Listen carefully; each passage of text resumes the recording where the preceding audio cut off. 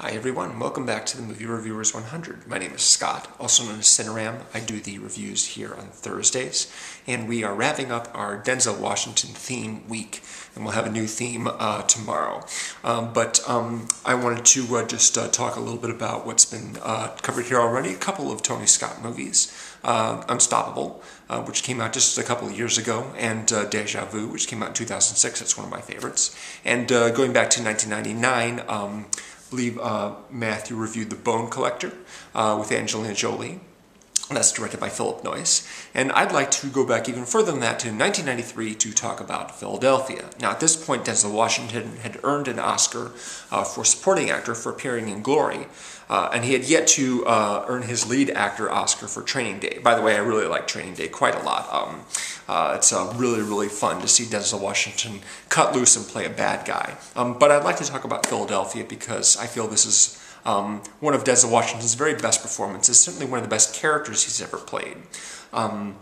Neither a all-out sort of righteous and honorable do-gooder like Reuben Carter or the football coach for Remember the Titans or somebody like that, and neither an all-out bad guy like well, I don't know if he's a bad guy in Safe House, but he's certainly not the hero.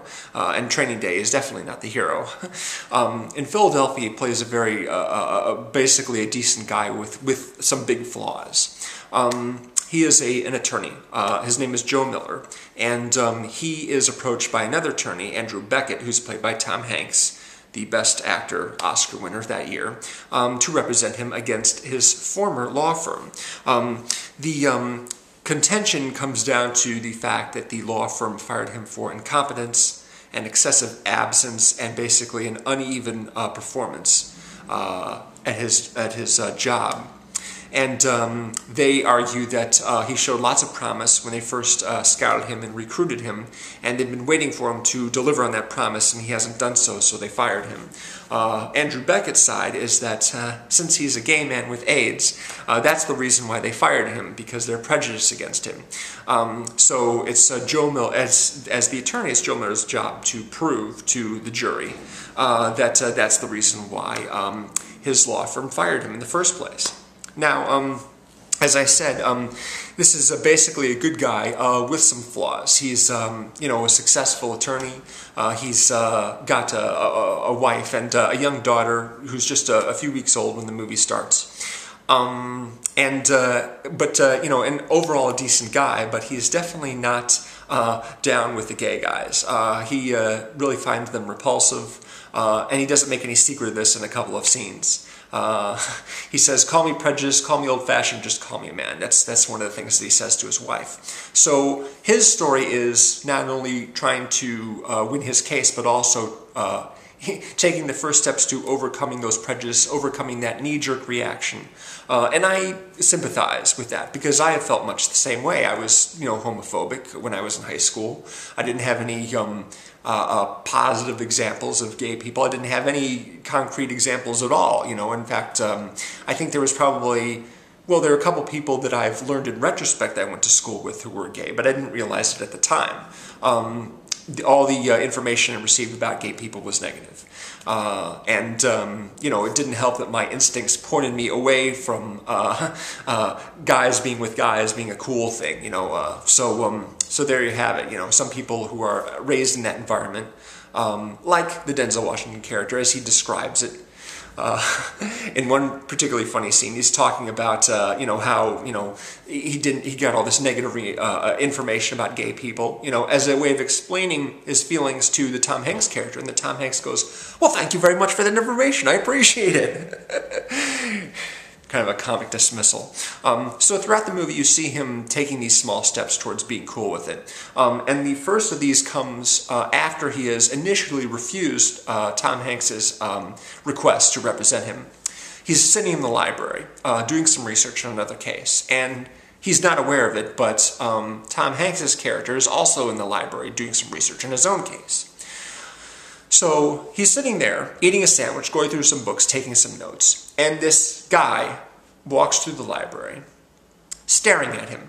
Now, I should make mention of the fact that this guy who walks through the library staring at him is a white guy, and of course Denzel Washington is black, and thusly his character is black.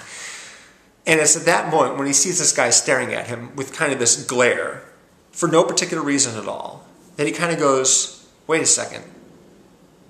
I know what Tom Hanks is going through. I get it. I may not like what he is or what he does in his personal life. It may put me off, but yeah, this is not right. So at that point, he goes over to Tom Hanks and says, so tell me a little bit more about this case, huh?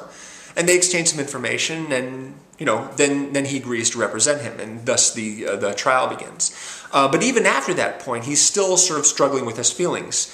He becomes known for this case, for representing this gay man, and of course he gets a lot of flack from his straight guys, from his straight friends. And then he gets hit on by this guy, and he reacts badly to that. And he goes to a costume party that Tom Hanks and his partner throw, that's full of gay men dressed up in all kinds of elaborate costumes or what have you. And he's a little uncomfortable there as well. There's a scene in which there's an all-men's chorus singing Mr. Sandman. Only they're singing about Mr. Sandman bringing them a boy rather than a girl, and Denzel Washington is standing there with his wife, and she kind of gives him a look because she knows how he feels about this. And he's just like, I'm trying, man. I'm trying to be cool with it, okay? Lay off. So I think those flaws, those little reactions that he has a lot of really great nonverbal reactions to all kinds of things throughout the movie. And I think those flaws, the fact that he isn't like this incredibly, perfect human being, make him one of the most likable characters Denzel Washington has ever played.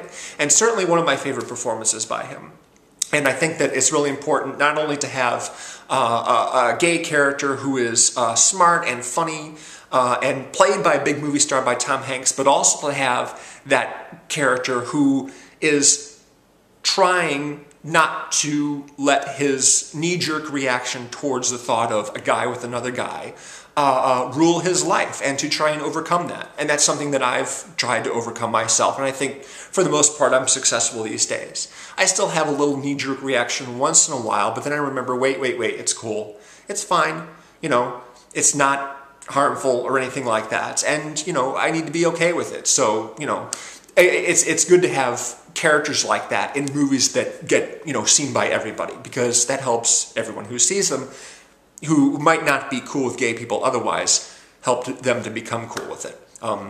That's really important. It's really important that they have good gay characters on regular TV series that get seen every week. The more the commonplace they become, the more people will get used to it, and the more accepted they'll become. Of course, we've got a lot of people who are still yelling about how gay people are unnatural or sick, whatever, or against God, whatever. You got Rick Santorum, this horrible candidate for president, who's running on the Republican, very, very conservative guy.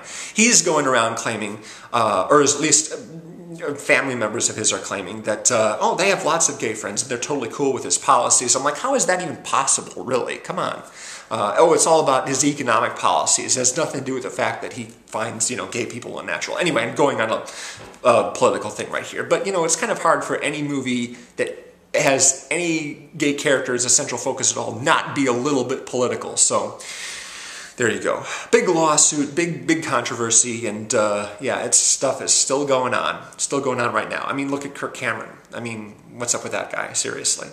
Anyway, so there's my little rant, and there's my praise for Denzel Washington, Philadelphia. If you haven't seen that movie, it's not one of my favorite movies of all time. I think that maybe some of the elements of the story are a little bit simplistic, but overall, really good movie, really good acting.